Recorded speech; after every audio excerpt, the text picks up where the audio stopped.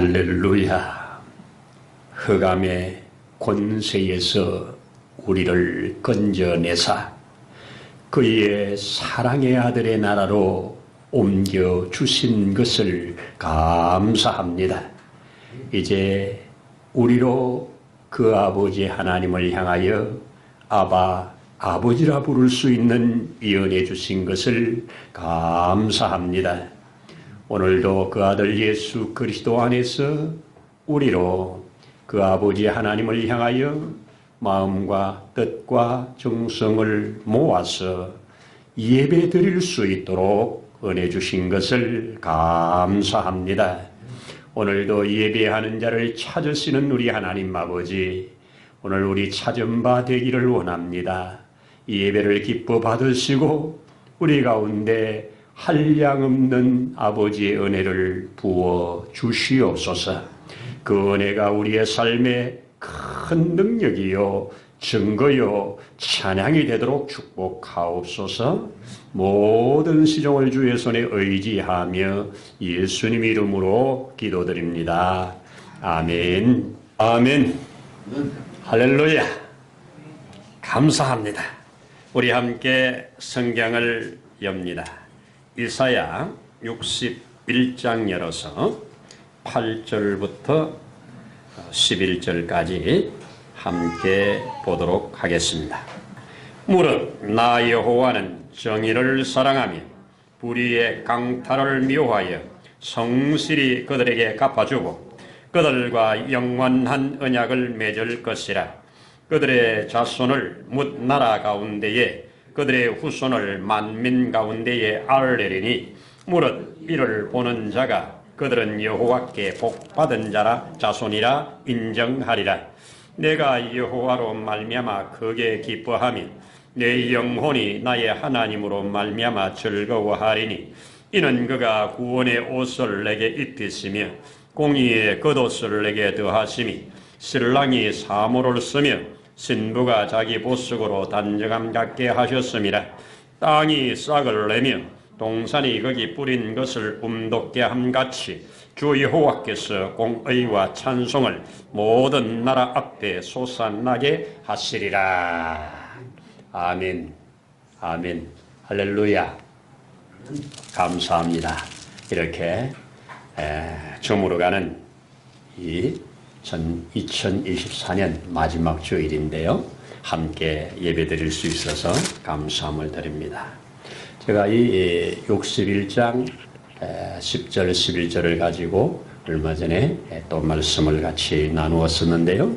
오늘 8절부터 11절 가지고 또 다시 한번 공의와 찬송이 솟아나게 하리라 하는 제목으로 함께 은혜를 나누려고 합니다. 여러분, 지금까지 지내온 것 하나님의 은혜입니까? 당연한 것 아니죠? 은혜지요? 저도 한번 돌아보니까 제가 운전을 한 것이 35년째 운전을 하고 있습니다. 35년째 운전을 했는데 차를 5번 바꿨습니다. 그리고 그때부터 지금까지 운전자 보험을 넣고 있었는데요. 운전자 보험을 한 번도 타본 적이 없습니다. 그래서 원래는 운전자 보험을 또 넣어야 되나 말아야 되나 하면서 아직 결정을 안 하고 안 넣고 있습니다. 35년 동안. 그래서 그 운전자 보험 담당자에게 내가 통화를 하면서 35년 동안 한 번도 안 타고 넣기만 했어요. 그랬더니 그게 큰 복입니다. 그러더라고요. 제가 차를 타고 다닌 거리를 한번 계산해 봤습니다. 20만 킬로 이상에서 차를 다 바꿨으니까 5번 바꿨으면 지금 타는 것도 20만 정도 탔으니까 100만 킬로 이상을 탔습니다. 100만 킬로를 내가 운전을 하고 직접 다녔으면 지구를 몇 바퀴쯤 돈 건 줄 아십니까? 지구가 한 바퀴 도는데 4만 킬로입니다. 4만 킬로인데 100만 킬로를 다녔으면 25바퀴를 돌았습니다. 운전을 하고 다닌 것만 그런 겁니다. 그런데 별 사고 없이 다른 사람 뭐 다치게 한 것 없이, 그죠? 여기까지 지금까지 왔다는 거 정말 돌이켜보면 큰 은혜입니다. 우리는 눈만 뜨면 뉴스만 틀면 사고 났다는 소식을 듣지 않습니까? 연쇄 충돌이 났다, 어디서 났다 수없이 듣는데, 이런 가운데 참 내가 잘해서만도 아니잖아요. 잘해서만도 아니잖아요. 기가 막힌 것은 한번 보니까요, 위를 지나가는데 아래를 지나가는 차가, 위에 지나가는 차가 실은 물건이 떨어져 가지고 아래 차를 덮쳐 가지고 그 자리에서 즉사를 하는 사건도 있더라고요. 그게 무슨 순간이겠습니까? 여러분, 우리는 그냥 지금까지 지내온 것 주의 크신 은혜라 쉽게 말하지만 새겨보면 정말 감사한 겁니다. 정말 감사한 겁니다. 그래서 이 마지막 주일에 더욱 하나님의 은혜를 감사하면서 또 이 나라에 주어진 현실이라고 하는 이 현실과 하나님이 주신 이 말씀에 같이 비추어서 우리가 이 시대에 어떻게 하나님 앞에 기도하며 또 어떻게 하나님 앞에 살 것인가, 그렇게 한번 나눠보려고 합니다. 8절에 보시면 이렇게 선포하고 있습니다. 무릇 나 여호와는 정의를 사랑하며 불의의 강탈을 미워하며 성실히 그들에게 갚아주고 그들과 영원한 언약을 맺을 것이다. 하나님은 정의를 사랑하시고, 그리고 뭐라고요? 불의의 강탈을 미워하신다. 그리고 그 불의의 강탈한 자들을 영원히 하나님은 그들을 갚아주실 것이다. 또 정의를 행하는 자, 하나님이 공의로 따라 사는 자는 하나님이 그 자손의 자손들에게 복을 주어서 많은 사람에게 증거를 삼겠다.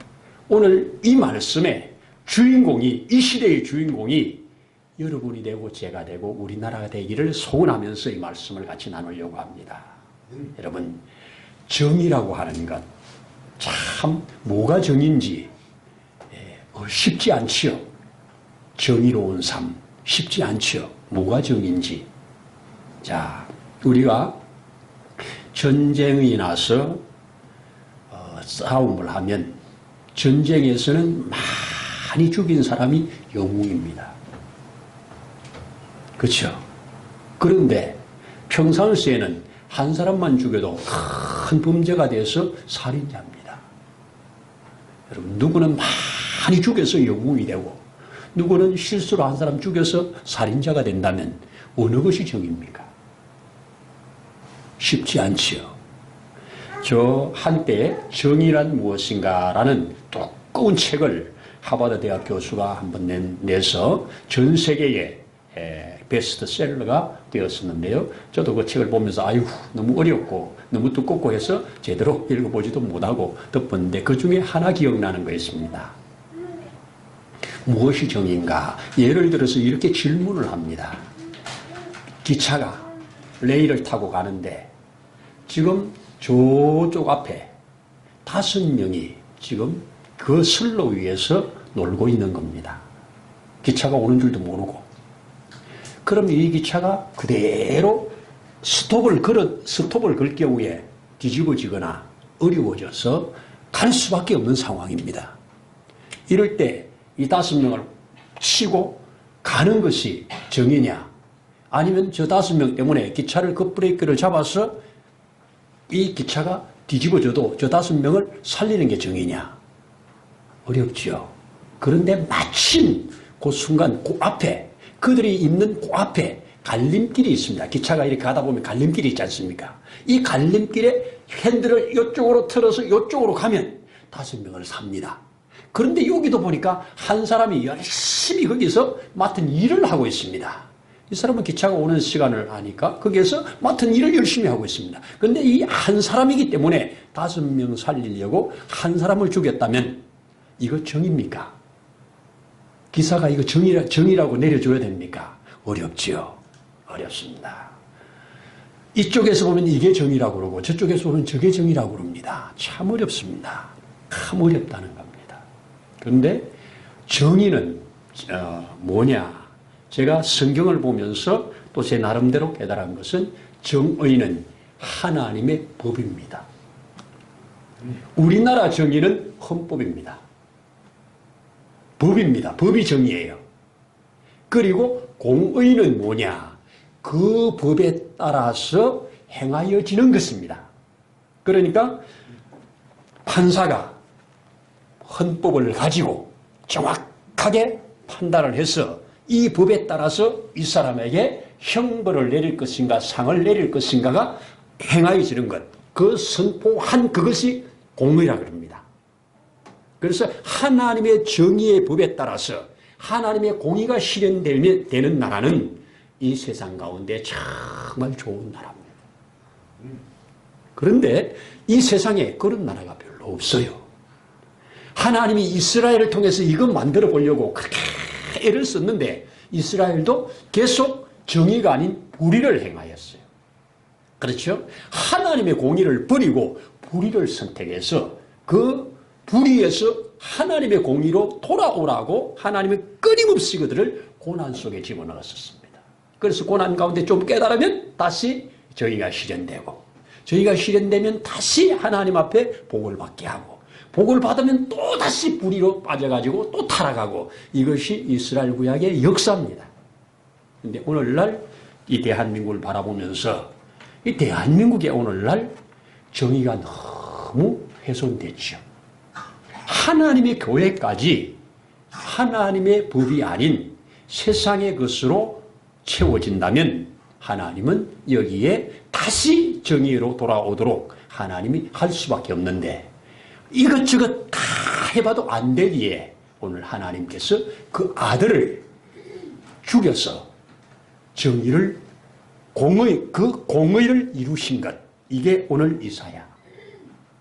내가 이 하나님의 공의를 행함으로 인해서 구원의 옷을 먼저 입히시고 그 위에 공의의 옷을 입히신다. 구원의 옷을 입히기 위하여 그분이 우리를 위하여 자신의 생명을 내어준 것, 이게 공의입니다. 하나님의 공의를 이룬 것이 이겁니다. 우리로 공의를 행할 수 없기 때문에 하나님의 법 앞에 누가 서겠어요? 하나님의 정의 앞에 누가 서겠어요? 하나님의 빛 앞에 누가 서겠어요? 설 수가 없습니다. 그런데 그 하나님의 정의 앞에 하나님의 공의로 인하여 구원을 받은 백성들, 그 구원받은 백성들이 하나님의 뜻을 따라서 이 땅 가운데 삶을 살아가는 나라가, 그런 가정이, 그런 기업이 건강하고 하나님이 축복하는 가정이라고, 이런 나라가 있다면 내가 그와 그 자손들에게 복을 주어서 만 백성에게 알게 하리라, 증거를 삼으리라. 오늘 대한민국이 나는 그렇게 되길 바랍니다. 적어도 대한민국은 세계 모든 나라 중에 인구 비율, 그리스도인이 지금 제일 많지 않습니까? 세계의 인구 비율, 선교를 가장 많이 보내는 나라 아닙니까? 오늘날 대한민국이 그런 복을 받았습니다.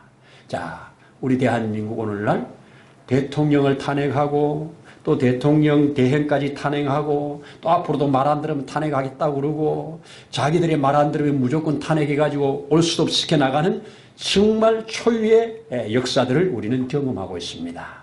하나님, 이 나라를 긍휼히 여겨주셔서 어둠의 세력이 빛의 세력 앞에 무너질 수 있도록 좀 도와주십시오. 이거 우리 기도해야 됩니다. 제가 오래전부터 계속 말했습니다. 우리 대한민국에는 너무 거짓의 영이 너무 세게 역사를 하고 있다. 그래서 거짓이 진리인 양 통하고 있는 세대, 이런 세대인데요. 이게 누구에게나 거짓을 좋아합니다. 진리보다.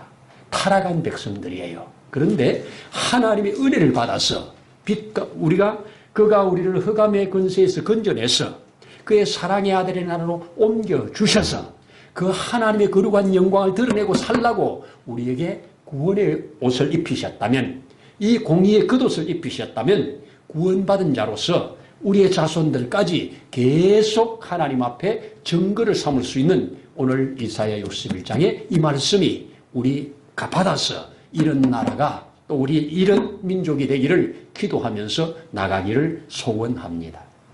여러분, 우리나라가 5,000년의 역사를 이어오는데요. 제일 먼저 시작하였던 단군조선 때, 그 단군조선의 건국 이념을 우리가 잘 아는 대로 뭐였습니까? 홍익인간이었지요. 홍익인간이 되어서 뭐 하라고요? 경천애인하라고요. 그래서 홍익인간은 뭡니까? 이 넓은 마음을 가지고 세상의 많은 사람을 유익하게 하라는 거잖아요. 너의 삶을 가지고 다른 사람을 유익하게 하라는 거잖아요.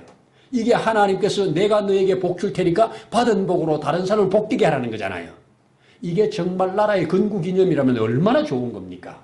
이런 건국이념, 이런 건국이념을 구체적으로 실현하는 것이 경천애인이잖아요. 하나님을 경외하고 그리고 사람을 사랑하라. 아멘이죠. 하나님을 경외하고 사람을 사랑하라. 경천애입니다.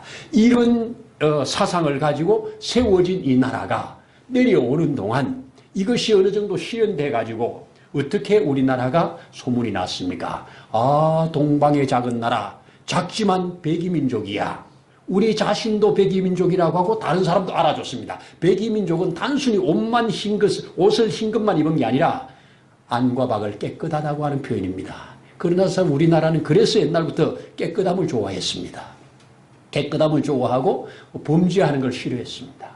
이게 하나님의 질서입니다. 하나님의 백성들은 이것이 바로 하나님의 형상과 모양으로 회복되는 일입니다. 그리고 우리를 뭐라고 그럴까? 동방의 예의지국이라고 그랬죠.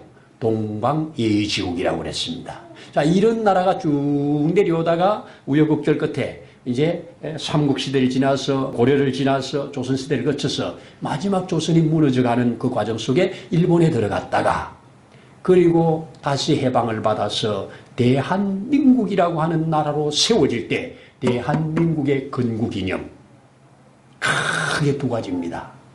조금 나누면 5가지입니다. 자, 그 당시 상황을 한번 우리 그림으로 한번 보면 이게 지금 붉은색이 전부 그 당시에 공산주의 나라였습니다. 공산주의 나라였습니다. 공산주의. 여기에 조그만 나라 파란 거 하나죠. 유럽의 40여 개의 유럽의 나라, 아시아 전체가 다 공산의 물결로 다 덮었습니다. 이 공산의 물결이 여기에 내려오는 이때 이것을 막아선 사람이 우리 이승만 대통령 이 나라입니다. 이때 우리나라 남쪽에도 공산주의를 신봉하는 지식인들이 70%, 민주주의를 따르는 사람이 30%밖에 안 됐습니다. 그런데도 워낙 우리 이승만 대통령께서 공산주의는 안 된다. 그래서 반공산주의입니다. 제일 먼저 우리는 민주주의 해야 된다. 그랬습니다. 자, 이 1904년도에 저분이 감옥에 있을 때 1899년도에 감옥에 들어가 가지고 1905년까지 감옥에 있게 되는데요. 그가 감옥에 있을 때 글을 쓴 것 중에 독립전쟁이라고 하는 책에 그 안에 있는 기독교 입국론이라고 하는 게 있습니다. 기독교 입국론을 쓰는데 저는 1899년도 12월 달에 예수를 영접했습니다. 그래서 우리 조선의 양반 1호로 그리스도인이 되었습니다. 그 나이 25살입니다.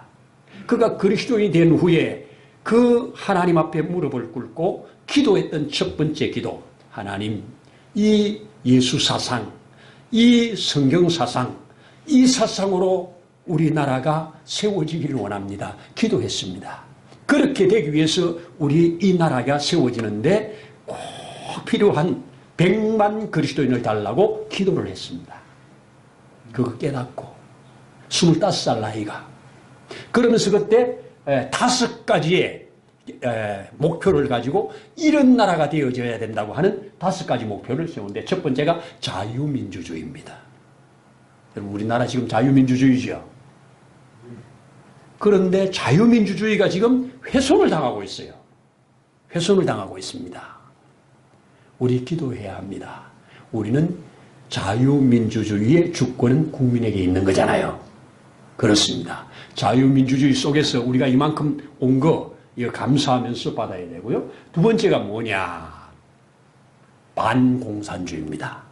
절대로 공산주의는 안 된다. 반공산주의. 왜 공산주의가 안 되냐? 이분이 써놓은 것을 보면 공산주의는 있는 자 것을 빼앗아서 없는 자에게 주므로 모두가 가난해지게 만드는 주의다. 이렇게 말했습니다. 맞잖아요. 그래서 공산주의. 저때 유럽의 40개 나라, 아시아 전체 지금까지 내려오는 동안 공산주의가 번성하고 잘된 나라가 있나요? 중국이 그동안 좀 잘된 것 같지만 지금 얼마나 어려움을 겪고 있습니까? 공산주의는 제일 먼저 공산주의의 국시가 뭐냐? 공산주의의 나라의 국시가 뭐냐? 반기독교입니다. 종교는 아편이다. 종교는 있으면 안 된다. 반기독교입니다. 그래서 공산주의 나라는 모든 교회를 다 없애버린 겁니다. 다 불태워버린 겁니다. 그리고 그 신앙인들을 다 잡아다가 죽인 겁니다. 그래서 공산주의는 안 된다고 했습니다. 그런데 우리나라가 지금 공산주의 하려고 하는 사람들이 있잖아요. 우리 있는 사람 거 다 땅이고 뭐고 전부 국유화해서 모두에게 똑같이 나눠주고 똑같이 살겠다고 이렇게 주장하는 사람들이 버젓이 주장하는 사람들이 있습니다. 안 되지요. 절대 있을 수가 없는 이야기입니다. 그 다음에 세 번째가 바로 기독교적 신앙입니다. 이 성경의 바탕 위에 서야 된다는 겁니다. 나라는. 그래서 성경의 바탕 위에 서 있던 그 당시의 나라들, 가장 앞서가는 미국, 이승만 대통령이 그때 보았을 때 미국, 그리고 영국 두 나라를 바라보면서 우리는 저런 나라로 바뀌기 위해서는 바로 이것이 되어야 된다 해서 기독교적 신앙과 이념으로 세워져야 된다. 이게 건국 이념이었습니다. 또 그 다음에 하나가 이겁니다. 자본주의에 의한 시장경제였죠. 자본주의에 의한 시장경제. 베트남이 공산당을 하다가 공산당을 지금도 공산당 일당 독재입니다. 베트남이. 그런데 자본주의에 의한 시장경제를 풀어버렸습니다. 그래서 누구든지 노래가는 만큼 얻고 누구든지 노래가는 만큼 땅도 살 수 있고 누구든지 노래가는 만큼 할 수 있게 이렇게 자유경쟁을 하게 해서 했더니 베트남이 확 일어났지 않습니까? 베트남에 가서 보면 여기가 공산주의 나라인가 전혀 실감을 못합니다. 전혀 실감을 못합니다. 자, 그래서 자본주의에 의한 시장경제, 물론 여기에 안 좋은 게 왜 없겠습니까? 그렇죠? 자본을 어떤 특정한 사람이 독식해가지고 이렇게 하는 것이 안 좋은 게 있지요. 그런데 여기에 기독교적인 정신이 들어가면 자본주의를 중심으로 해서 시장경제가 발달해서 많은 것을 가진 자는 기독교 정신이 있으면 그것을 푸는 겁니다. 공산주의의 차이는 빼앗아다 나누어주는 거고 기독교는 자기가 가진 것으로 다른 사람을 나누어주는 것이, 자원에서 나누어주는 것이 이게 미국이 얼마나 잘합니까? 미국이 그래서 많은 갑부들이 전부 재산들을 그렇게 많이 기부를 하지 않습니까? 기부해서 그들이 잘되게 하는 것, 이게 하나님의 뜻이고 자본주의에 의한 시장경제 아니겠어요? 저는 그렇게 믿습니다. 그래서 열심히 일하세요. 열심히 돈을 버세요. 벌어서 복된 곳에 잘 쓰세요. 이거잖아요. 이게 자본주의에 의한 시장경제입니다. 그리고 마지막에 하나가 한미동맹에 의한 안보입니다. 적어도 6.25 이후에 이 3년을 이제 지나면서 미국과 함께 이 한미동맹을 맺는데 얼마나 기가 막힌 동맹입니까? 우리나라가 위험을 받을 때 당신이 우리나라를 위해서 싸워주시오. 당신들이 위협을 받을 때 우리도 싸워주겠어. 얼마나 기가 막힌 일입니까? 쬐끄만 애가 큰 어른한테 당신이 위험을 당하면 내가 싸워줄게요. 이거 아니에요. 그런데 미국이 떨커덕 걸었습니다. 그때 그럴 때 이승만 대통령께서 한국하게 부탁했던 말, 이 아시아의 조그만 나라지만 여기에 자유민주주의의 나라의 샘플을 만들어달라. 우리가 한번 해보겠다. 너희가 이 일을 위해서 투자를 좀 해달라. 자유민주주의를 위한 나라 만들어 보겠다. 힘써달라. 이거 사정했습니다. 그리고 오케이 했습니다. 그리고 이 나라를 기독교적인 나라가 되도록 선거해달라. 선거해달라. 너희가 먼저 받은 그 복음 우리나라에 전해달라. 그 이후에 선교사들이 많이 밀려 들어왔습니다. 선교사들이 그냥 들어왔습니까? 돈 갖고 들어왔습니다. 그때 갖고 들어온 돈으로 다 학교 짓고 병원 짓고 이렇게 했습니다. 미국은 그들의 이승만 대통령이 요구한 것을 이루려고 우리나라의 이 안보를 위해서 38선 근처에 미군들을 쫙 갖다가 벨트로 치는 바람에 미군을 넘어야 우리나라를 쳐들어올 수 있기 때문에 못 들어온 겁니다. 하나님께서 나는 이 나라에 주셨다고 믿는 겁니다. 이게 하나님의 기적 아닙니까? 하나님의 기적 대한민국 아닙니까? 여러분, 이런 나라입니다. 그래서 이승만 대통령께서 하나님이 보호하사 우리나라 만세라고 하는 이 기가 막힌 이 말을 가지고 애국가를 삼았지 않습니까? 이 애국가가 불려지는 동안 우리는 이 나라를 하나님이 나는 그렇게 지켜줄 거라고 믿습니다. 여러분, 위에서 기도하십시다. 이 나라 지금 상당히 많은 곳이 이 좌편으로 기울어져 있지 않습니까? 균형이 맞아야 됩니다. 균형이 맞아야 됩니다.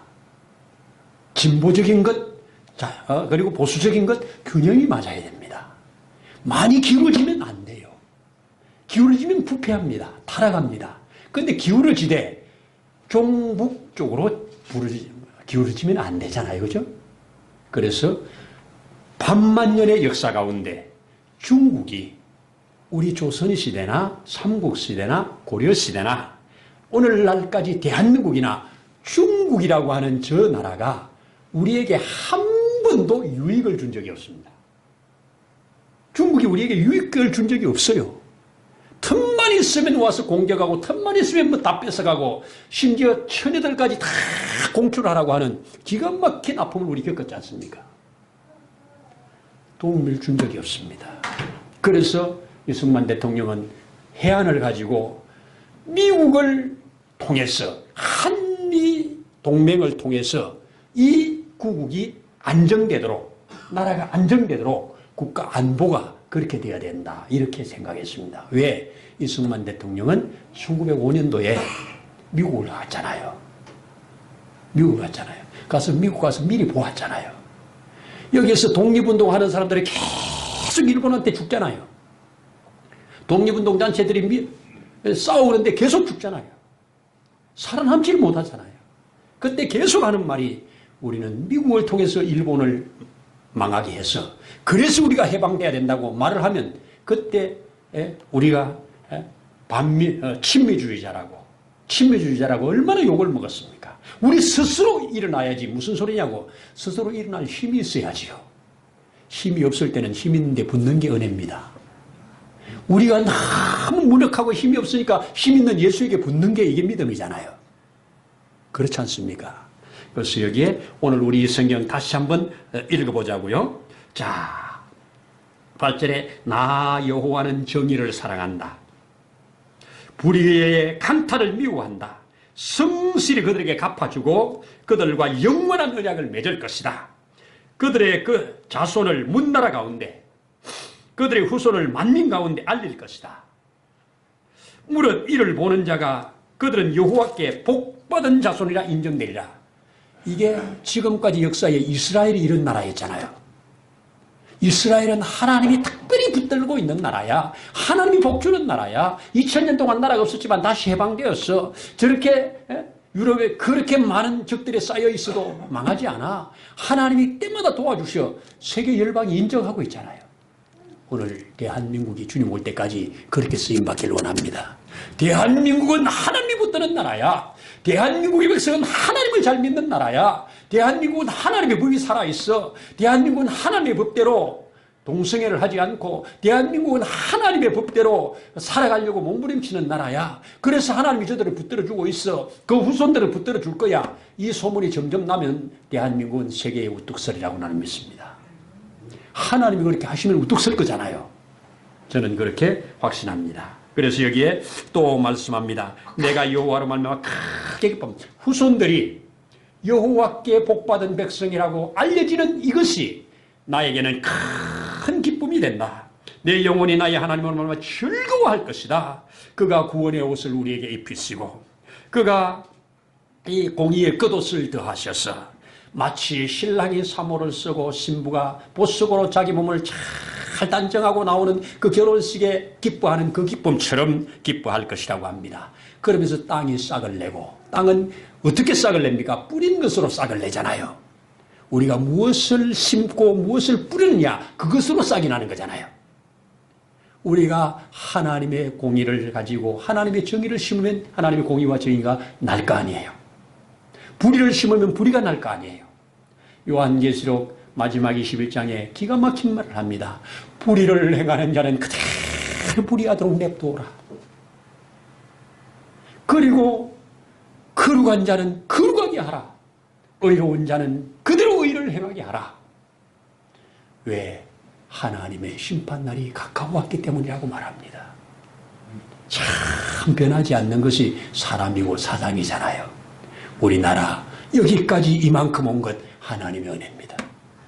우리가 지금까지 짧은 생활을 살면서 봐도 얼마나 망한다는 말을 많이 합니까? 이러다가 망하지, 이러다가 망하지, 이러면 망해, 이러면 망해, 이러면 망해 하는데 안 망하고 여기까지 온 거 하나님의 은혜입니다. 하나님의 은혜입니다. 우리가 알지 못하는 중에서도 하나님은 이 나라를 이만큼 키우시고 전 세계 앞에 우뚝 서게 하셨습니다. 우리가 이번에 다시 한번 우리 그리스도인들이 먼저 깨어나고 하나님 앞에 기도해서 하나님의 정의가 살아나고 하나님의 공의로 이 땅이 이루어진다면 이 대한민국은 전 세계에 아주 우뚝 서서 전 세계에 무너져가는 기독교적 가치를 가진 나라들이 다시 회복되는 데 쓰임받을 거라고 나는 믿습니다.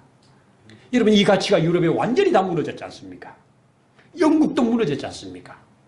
미국도 이번에 무너지려고 해서 그나마 그리스도인들이 일어나가지고 새롭게 돼야 된다고 외치면서 일어나고 있지 않습니까? 여러분, 한국이 이들을 깨우는 수단으로 쓰임받기를 원합니다. 이렇게 하기 위해서 우리 그리스도인들이 가만히 있으면 안 되겠지요. 필요할 때 우리가 나라를 위해서, 또 필요할 때 우리가 하나님 앞에 행할 일이 무엇인가, 우리가 기도할 일이 무엇인가, 하나님 앞에 행함과 기도가 같이 가면서 같이 우리가 나가면 우리 그리스도인들이 다 하나님 앞에 다시 깨어나 공의의 옷을 입고 구원의 옷을 입고 하나님 앞에 의와 공의로 살아가는 이러한 것으로 무장이 된다면 하나님은 이 나라를 결코 포기하지 아니하고 이 나라를 통해서 다시 정치나 경제나 사회나 모든 것에 하나님이 복을 부어주신다면 전 세계 앞에 우뚝 설 거라고 나는 믿습니다. 이게 하나님이 꿈꾸는 나라입니다. 하나님이 원하는 나라입니다. 하나님이 꿈꾸는 나라가 우리나라가 된다면 하나님이 그 자손의 자손들의 복을 준다고 오늘 말하잖아요. 열방의 모든 사람들이 말하잖아요. 그들은 여호와께 복받은 자들이야. 그들은 여호와께 복받은 자들이야. 이승만 대통령은 이런 사상을 성경을 읽으면서 시편 33편에 여호와를 자기 하나님으로 삼은 나라, 곧 자기 기업으로 선택된 백성은 복이 있도다 하는 이 말씀. 그래서 이 말씀을 가지고 대한민국이 그렇게 되기를 소원했습니다.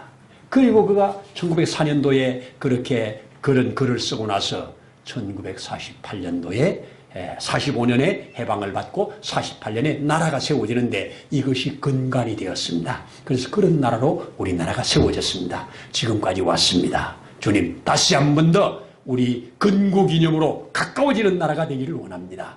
건국이념으로부터 이탈되지 않도록 우리 하나님, 이 대한민국을 하나님이 기뻐하는 나라로 세워질 수 있도록 도와주시고, 이를 위하여 우리가 해야 할 일들이 있다면 할 수 있도록 지혜도 주시고 힘도 주시고 능도 주옵소서. 이렇게 해야 될 것입니다.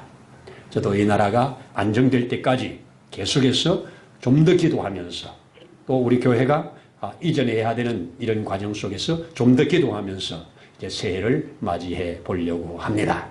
함께 각오할 것 각오하고, 또 하나님 앞에 잘못된 것 있으면 불의를 볼 때 그 불의 앞에 고발하는 하나님께 아뢰는 이런 자들이 필요합니다. 이것이 나는 그리스도인들에게 주어진 사명이라고 믿습니다. 잠잠하지 마라 하는 말씀. 그래서 저도 이렇게 우리가 별 힘이 없지만 하나님은 이렇게 말씀해 놓으셨으니까 이 하나님의 말씀에다가 우리를 갈고리처럼 걸어가지고 이 말씀이 우리를 이끌고 갈 수 있도록 그렇게 하는 것이 이 시대의 그리스도인들의 갈 길이라고 저는 믿어집니다. 이런 은혜의 길을 소원합니다. 기도하겠습니다. 하나님 아버지, 우리 대한민국이 나라가 큰 것도 아니고 사람이 많은 것도 아니고 특별한 자원이 있는 것도 아닌데 이 백성을 하나님이 일찌감치 택하시고 이렇게 오늘날 전 세계 앞에 하나님을 경외하는 백성으로 예수 그리스도의 복음을 가진 나라로 이 가진 복음을 전 세계로 흩어 뿌려내는 민족으로 설 수 있도록 은혜 주신 것을 감사합니다. 우리 주님 오시는 날까지 이것을 빼앗기지 않도록 성령 하나님 더욱 축복하시고 더욱 강건케 하여 주시기를 원합니다. 그래서 우리 대한민국이 성경의 기반 위에 든든히 세워져가는 그런 나라, 그런 민족, 그래서 하나님의 정의가, 하나님의 공의가 실현되어지는 이런 나라가 되어지길 원합니다. 우리 힘과 능으로 되지 않는 것, 우리 그리스도의 공의를 힘입은 자들로 말미암아 이루어질 것이라고 하는 것을 믿사오니 주여 더욱 큰 은혜로 덮으시고 인도하시고 그렇게 역사해 주옵소서.